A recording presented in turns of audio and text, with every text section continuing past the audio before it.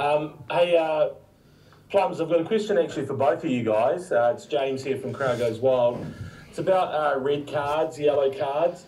What do you think of the system, and do you think it should be changed? Are you happy with the way things went on Saturday? I noticed that Sam Cane got cleaned out by James Slipper. Nothing happened. Your thoughts, Plums? Yeah, look, I mean, I know there's been a bit of a noise about it after the weekend, but, you know, the rules are in place for what the rules say foul play is, and you know, I guess we've got an obligation to make sure that on the field that the players are safe, and when we're coaching the players individually and collectively, we're always talking about body height and making sure that you know, in contact, that we do the right thing, and you know, and we target the right areas in terms of where we make contact, but you know, at times the player's going to get that wrong under pressure, and you know, we saw that in the weekend. So yeah, it's created a little bit of drama after the test match, and you know, they've got the processes that in place now for both players, and we'll see how that turns out for Offa. And for you, Sam, would you have preferred everyone to stay on the field, even the guy who clocked you in the face, or are you happy with the way things turned out? I think for myself, it's something that, you know, I can't control as a player. It's the ref's out there for a reason, so he's got awesome support there with the two touchies and the TMO. So for me, I've just got to not worry about that. Let the ref and his crew do that. So they're out there to make sure the game's played, you know, fair but also firmly. You know, we're all grown men out there playing a contact sport, so as Plum said, sometimes we do get it wrong, but making sure that we're not getting caught up in all the other stuff. You know, we're rugby players and we're out there to play rugby. And Plum, just back to you on that James Slipper clean out, he got Sam directly to the head. Sam obviously was annoyed at the time. The replays, they didn't show any decent ones. Surprise, surprise. But did you guys complain about that in the end? Was there anything said? No, there was nothing. The players reacted to that situation, and rightly so. You know, if a whistle goes and a hit goes in, the boys are going to get annoyed by it, and I think that's probably what happened.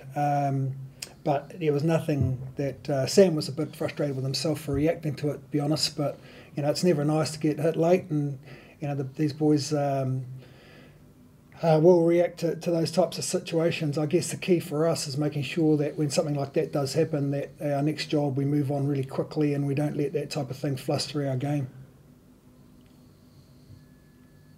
Sam, it's Mel Woods here from AAP. I just wondered, is your black guy from Lockie Swinton's tackle on you, or was it from another incident in the game?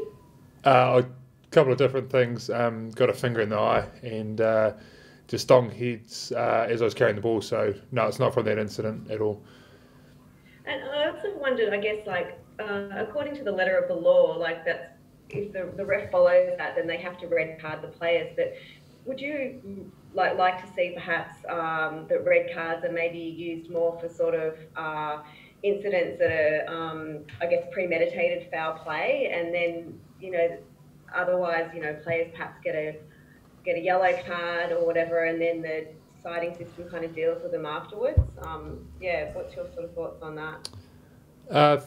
For me personally, it doesn't actually matter how it's refed or ruled, as long as it's consistent from the referee and the judiciary, without, you know, being one set of rules for one team or you know, one competition. I think as long as there's consistency, everyone can work out, and then it's on our job as players and Plum's our job as a coach to make sure that we train and learn what we can and can't do. So if it's lowering our tackle height, if it's wrapping our arms in a tackle, it all kind of goes from there.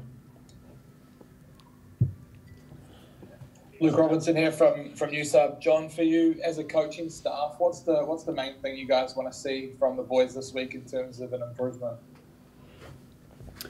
Yeah, we pulled apart our game last weekend. There were clearly some things we got wrong. So that's been our big focus yesterday, today. Just correcting little parts of our game that we know that if we execute, we're going to create opportunities for ourselves to score tries. And right now we're just not nailing a few of those little roles. So that's been a big part of our review and something that we worked hard on today. It's nice that we're playing against a different opposition this week, so it gives the players a slightly different focus, or gives us all a different focus, playing against obviously Argentina and not Australia. So so that's pretty much a quick summary of it. Was it execution, did you say? Yeah, just little parts of our game that we weren't happy with around creating opportunities, maybe with a little bit more width if we got things right a little bit closer. And they're just small parts of the game that are just so important for our players to see. And if they execute those little parts, then we're going to create more opportunities. Was physicality one of those things that you guys were looking back on this week? It looked like, at times maybe you were out-muscled a little bit in that game last week? Not really. No, it's our forwards going well. We had our game line stats were right up there. So no, physicality is certainly not one of them. Hi Sam, if I could just go back to tackle technique, and you mentioned tackle height, wrapping the arms and stuff. How difficult or how much do you need to practice a new technique for it to become second nature? Because obviously for the predominance of your career so far, you've been able to tackle a lot higher legally. I just wonder how easy is it to become second nature? I think it's the same with any skill, whether it's catch, pass, tackle, anything, scrum, line out. You've got to break the skill down and actually go right back to the start. So doing it without any pressure. So it might just be walking, taking all the speed and intent out of it first, and then just building up the skill slowly. And I think when we do that as players, and it's great when our coaches do the same, it allows you to break old habits, and then you just got to spend time in the seat and keep working on those skills that you're trying to change, and then all of a sudden it becomes natural, like you say. And when that happens, it's really rewarding to review your game, or even in game know that you're improved on that skill that you've been working on for the last week or two, or sometimes even longer. Yeah, well, that's what I was going to ask. Even if it's anecdotally or a rough estimate, do you know how long sometimes it's taken you to break an old habit, tackling-wise? For myself, I've played a few games, and you make a few at training, you make a few afterwards during the skill blocks, and then obviously out there in a game. So, it's something that as an All Black and a rugby player that you're working on the whole time. So to answer your question, I've probably been working on my defence, my tackle, my whole life. And that's no different to any rugby athlete. They're always working on those things. And just away from the tackling, onto the opponents, Plums has already touched on it, but getting to prepare for a different team must seem, in a way, quite refreshing for you as players? Yeah, it's always challenging playing a team, 3 or 4 times in a row, and we'll just come off that. So it is a bit different now looking at it, at the RGs and working out how they play. They haven't had a lot of footy to play, so there's not actually a heap to look at film-wise, but we have played them a number of times in the past through the Rugby Championship, so there's definitely some traits that they'll have there, and it has been refreshing working out how they're going to play and how we're going to try to stop it, but then also how we're going to impose our game against them. John, just in terms of the performance aspect across when you look back at the 4 tests against the Wallabies, I guess there's a bit of inconsistency, 2 very dominant performances to ones that you wouldn't have been happy with. What do you sort of attribute that to? I guess like I said, the Wellington test wasn't that wasn't a great start for us, but everything was pretty new for both teams, and you'd hardly say it was an epic test match from a spectacle point of view. And then we just went about our work and got better and better, and our goal was to win the Whitelock Cup, and we did that in Australia. It's the first time it's been done for a long time, so we were obviously really delighted with that, and last week we changed the team up a little bit, made a few different combinations. Not making excuse for that. I mean, the side was still a great side that we put out, but we clearly lost a little bit of rhythm with that team, and as it was, we could have won that Test match as well. We're looking to build again, and like Sam said, we've got new opposition this week, and we just carry on. And just in terms of selection, you mentioned there you made a number of changes. I guess that has last week changed your mind looking ahead to this week in terms of what your approach might be. Can we expect a return to, I guess, those teams that what you maybe call first choice that you ran out against Australia and those two dominant wins, or do you still look to tinker and experiment and give fringe guys a run? Look, I mean, we've got obviously some really good choices what we do here with selection. We've got some great players that are not selected,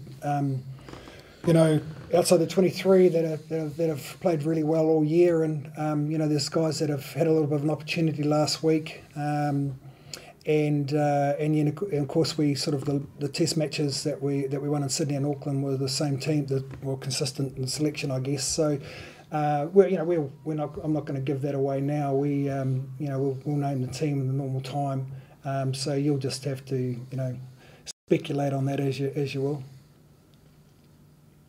Plums, can you just talk to the fitness of your squad? Do you have everyone available, particularly Joe Moody? I wonder how he is. Yeah, Joe's come on nicely. He's certainly going to be available this week. He's had a couple of weeks off. He was really close last week, but we chose to keep him out just for his safety. But now he's good to go. Yeah, sorry, John. I was just saying before something dropped out. Are you happy with your cover at tight end if you do lose off into suspension? Is Nepo with the team or not? Just checking on that. No, we're expecting Nepo over this week. His wife's given birth to a beautiful baby boy, I believe. So we're expecting him out. I think Tuesday or Wednesday. Thank you. And just last one from me. You've had a not a huge amount, but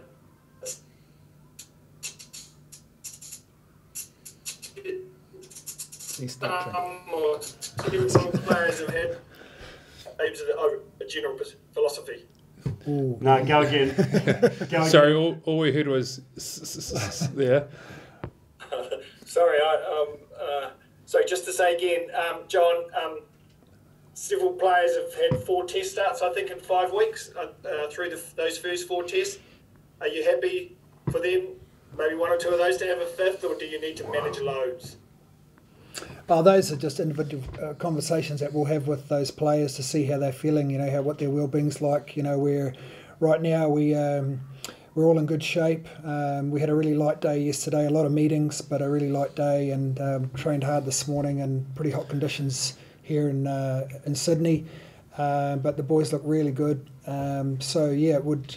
That's not a major concern for us right now. Everyone's we've obviously had some players that have rested up a little bit, but there are guys like Sam here that are chugging along nicely, although Sam missed the Auckland test. So we're pretty happy where the boys are at the moment.